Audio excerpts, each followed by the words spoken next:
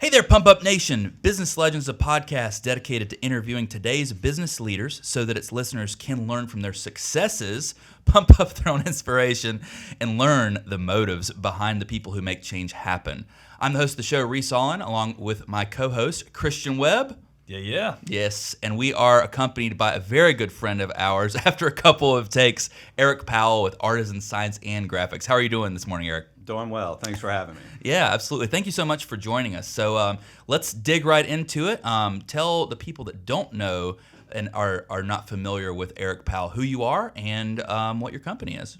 Sure. We'll start with Artisan Signs and Graphics. We are a full-service turnkey signage operation. Can do anything from a vehicle wrap, spot graphics, all the way up to your building signage, your monumentation for whether it be a neighborhood or a business, neighborhood signs, so really anything in that signage and graphics world.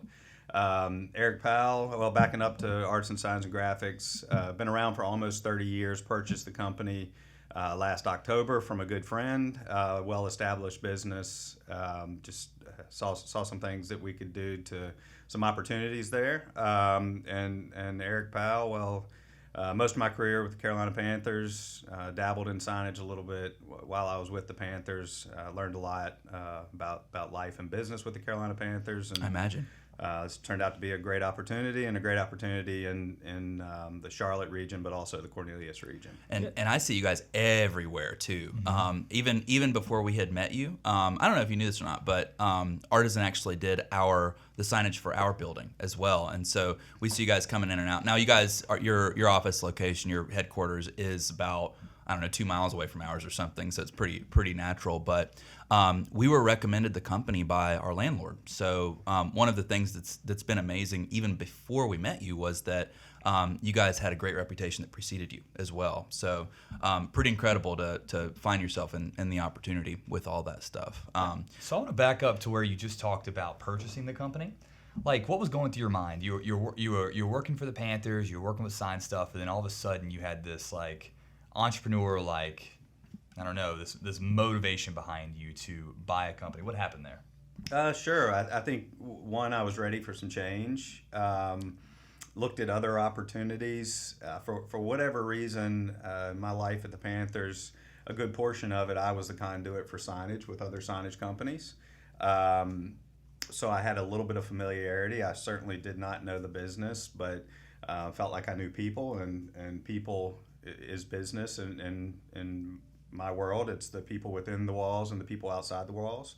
So I wouldn't say anything drew me to it other than I knew it was a good business. Like Reese, I'm driving to commuting in and out from Charlotte to Bank of America Stadium, and I see Artisan vehicles and vans driving, so I knew they had some presence.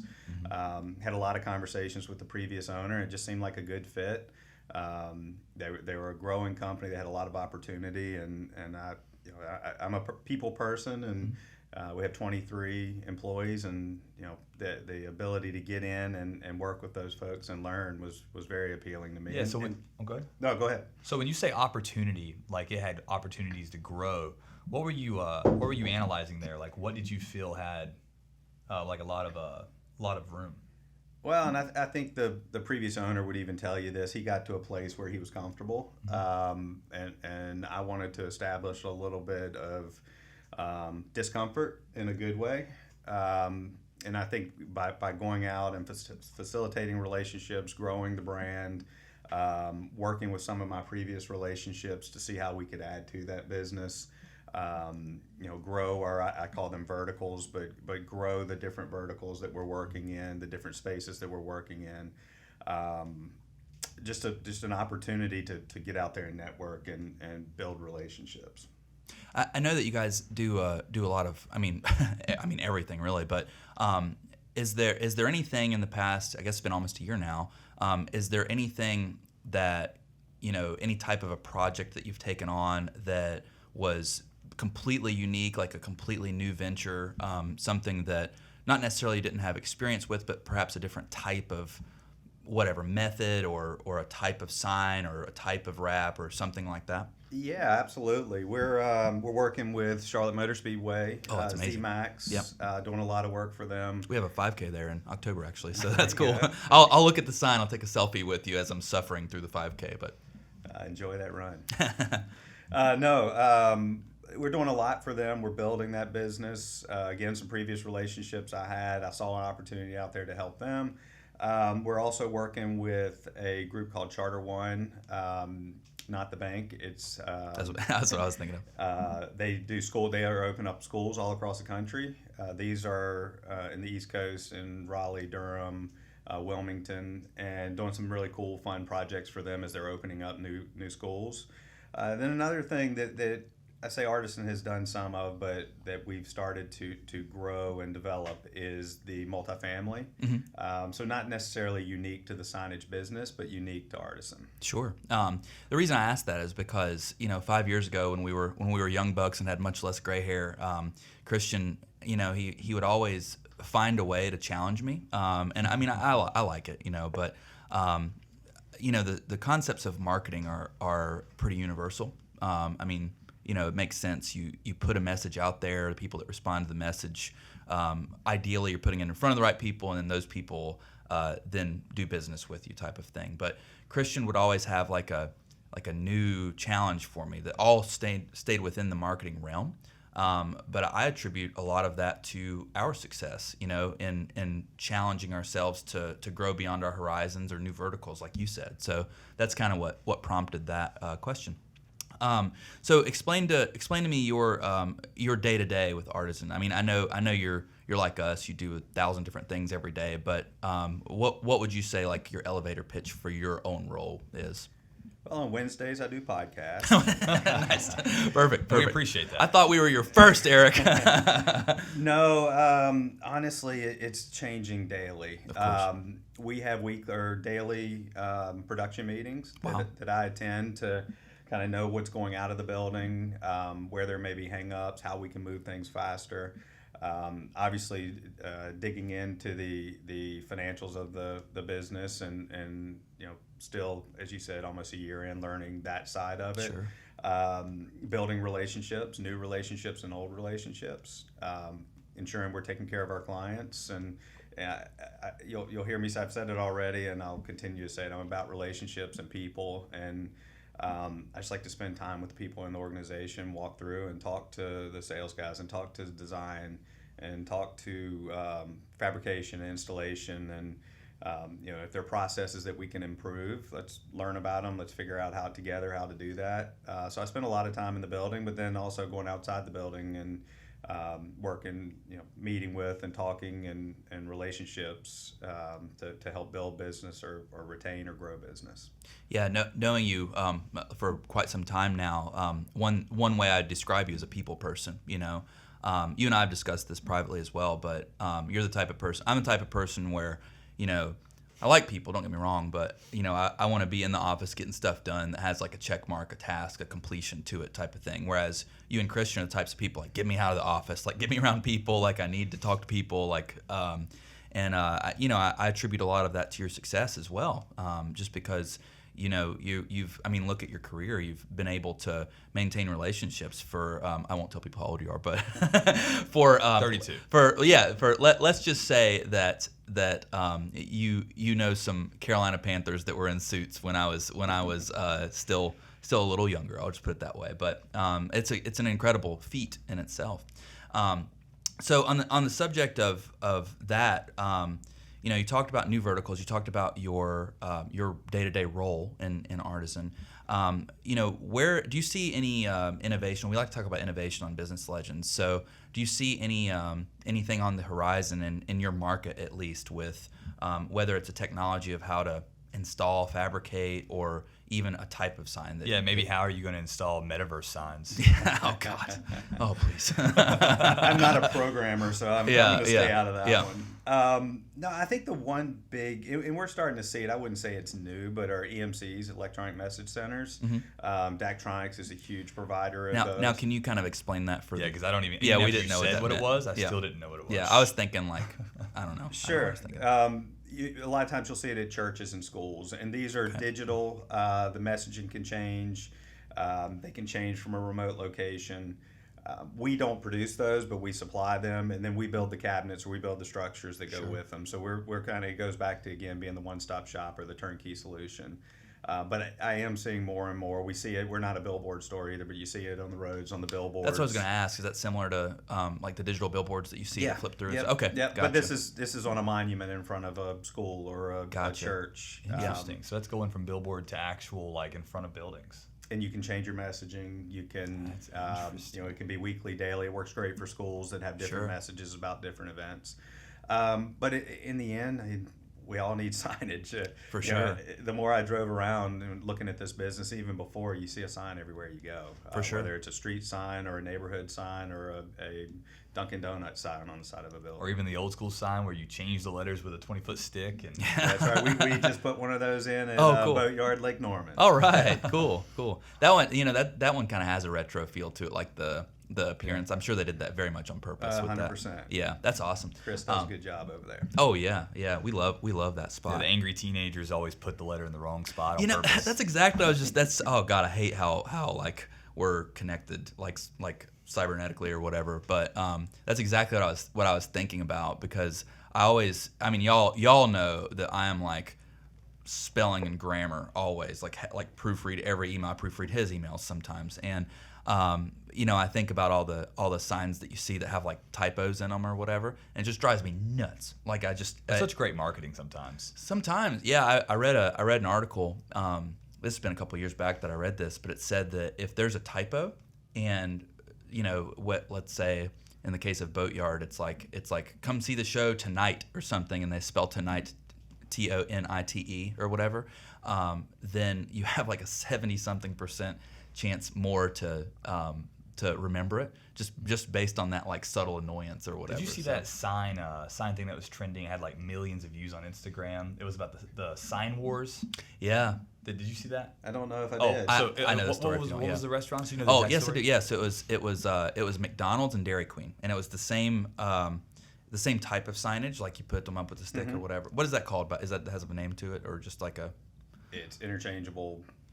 Old school sign. Yeah. Interchangeable old school stick sign. Anyway, so they had it was back and forth. It was a McDonald's and a Dairy Queen that was in Wisconsin, and it was like, it started off kind of like subtle or whatever, and they're right across the street from each other. The McDonald's was like, "Hey, Dairy Queen, do you want to have a sign war?"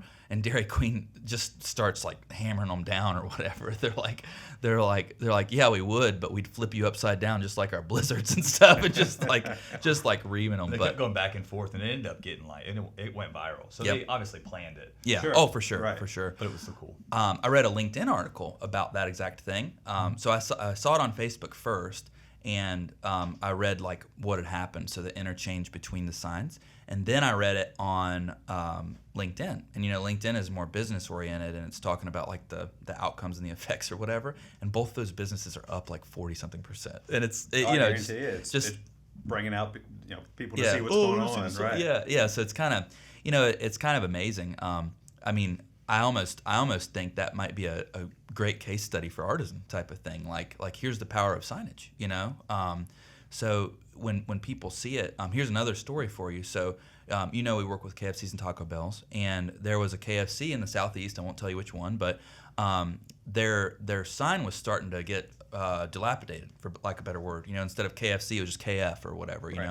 And they changed out their signage, and they did a couple other stuff. Like they changed out the lights. The lights were they added some lights. It wasn't a very expensive furnishing or whatever. And that business, week to week, went up over 20%, just based on that stuff. So again, power of signage. The power of the sea. Yeah, the power of the sea and the KFC. That's right. Yeah, what's KFC without the chicken? So yeah, it's an incredible thing. I want to shift gears on you a little bit. I want to talk about, we always like to talk to upcoming people that have that entrepreneurial bug, just like you have, just like we have. What have you learned along the way? This is the type of question, like if you could go back and talk to your 18-year-old self, what advice would you give from business? I know there's plenty of personal stuff. Well, again, I think it goes back to, and I talk to people coming into, when I was working for the Panthers, and everybody wanted to know, how do you get into the business? Sure. And I think this applies to all realms of the business world, is creating relationships, reaching out. You know, as my 18-year-old self, I'm going to work for every opportunity, whether I'm paid or not, Sure. to get involved in the industry or field that I want to work in. Yeah. You know, at the Panthers, especially, you know, working under Mr. Richardson, hard work. You know, hard work is appreciated typically by all.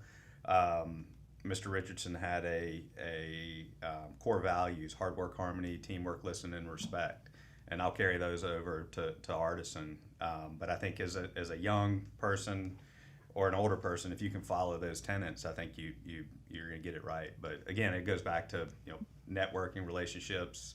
If I want to work in the signage business, then at 16, 17, 18, you should be getting involved in the signage business. Yeah, I think that's more important than anything. I fully agree. Because, like, for example, like, even if you have nothing, like, say you just have a basic degree, you don't know what you want to do with your life, you went for like a minor in business. If you're starting to get to know everybody and you just put yourself in front of the right people, you're going to get those positions. Even if it's a lower position, you're going to get the opportunity so you can climb. And if you don't get those positions, they're going to help you find positions. Exactly. For sure. It's creating your own network. That's happened to me like more than 10 times in my life. Him and I go back and forth talking about this a lot, but we talk about formalized education. And from formalized education, like if you're getting a minor in business or whatever, you know, it might prepare you to understand how to do some minor accounting or understand some of the inferences of economics or whatever, but it doesn't actively help you with the pursuit of relationships. And at the end of the day, something that I know you know just like we do is that people do business with people they like, you know, right. That people that they trust, people that it's not even necessarily about going the extra mile, but like you said, hard work absolutely pays off. It's about having confidence in the fact that not only will people look out for you, but they'll operate with integrity. And do what's right at the end of the day. Like, for example, the NASCAR relationship you were talking about. Like, if you would have not ever made that relationship and then went and bought Artisan Signs, you would not have had the opportunity to bridge that gap with NASCAR immediately. Correct. And I think that's a sign right there all by itself. No Right. pun intended, or pun intended. Nice. Like it. Tell the story of Clifford, by the way, with the whiskey bottle. Clifford. Clifford. Oh, yeah. Yeah, Clifford is a good friend of ours. He was a guest on the show 20-something episodes ago or something. But this is a very powerful story of relationships. Take it away, Christian. Yeah, so Clifford, he owns a huge commercial real estate company. It's one of the most successful and fastest growing in pretty much all of the East Coast. He's killing it. But back when he first got started, nobody gave him time of day. So he would fly like all the way to New York with like a $3,500 bottle of whiskey and just say, "Hey, I'm here to see the CEO, and I want to. Here's a $3,500 bottle of whiskey. Whether he'll talk to me for 1 minute or 20, he can have this." And then he would just get meetings with these CEOs that would never give him any time of day over the phone. They would just like hang up on him, or they wouldn't respond to his mailing, and he would just make connections like that. He would fly with no promise of work, fly all the way to New York. Wow. On his own dime, brand new business, super no money risky. running. Yeah. Like, super risky, exactly. Like, today, nobody, like, hardly anybody would do that because it's like we have too easy access to the phone and Zoom calls, and like it's just too easy to try another person, you know? I'd love for Clifford to come visit me. Yeah, knowing Eric like I know him, I know as soon as you said $3,500 bottle of whiskey, Eric was like, I wonder what that was. He's just like cycling through. Like I think I got had a trouble good idea. following the rest of the story. Yeah, he was. Yeah, just, but that kind of Yeah, stuff, made that whiskey. kind of stuff works. Fastest growing. He's probably got like 50, 60 employees. It's awesome. yeah. He crushes. He's also probably the hardest working person that I know. He even when he's on vacation, he'll still just be grinding away at it. But you know, It is what it is. Excellent, man. Well, what would you like to leave off with? What did I used to do? I used to try to say something funny at the end of the shows or something like that. It's been I think you would ask a funny question. funny question. Oh God, man, I can't. Think. Aren't you a comedian? Oh no, I'm a failed comedian. Okay, so here's my funny question to leave out. Well, it's not a funny question, just a question. But if you could be responsible for any sign, like any sign wrap, anything that's within your scope of work, and it's not about money because I'm not telling you can pick the biggest thing or whatever. But what sign would you do and why? That's a good one. The what sign is easy. And I'm a huge Yankees fan. I watch them every night on TV, and I see the Yankee Stadium signage out in the outfield wall, up above the outfield wall. So that would be it. And I guess the why is because I'm a huge Yankees fan. But just to say that's us, that would be fun. That would be cool. That would be really neat. Pretty iconic. Yeah. For me. I mean, who knows? Maybe before long. I mean, signs.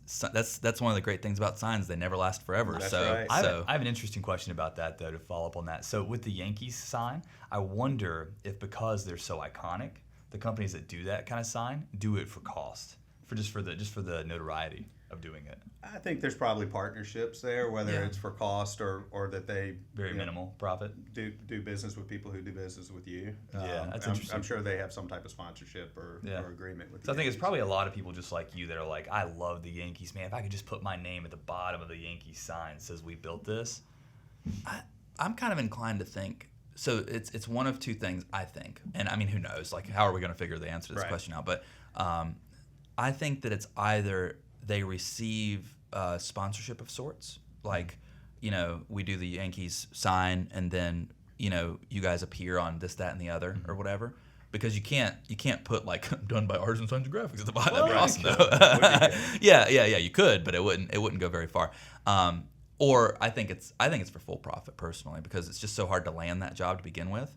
Like it's not like they can just pick a new sign company and like, I guess you guys will do, there's probably so much behind those kind of signs. Oh yeah, they have to be. And it goes back, there may be a relationship there as well.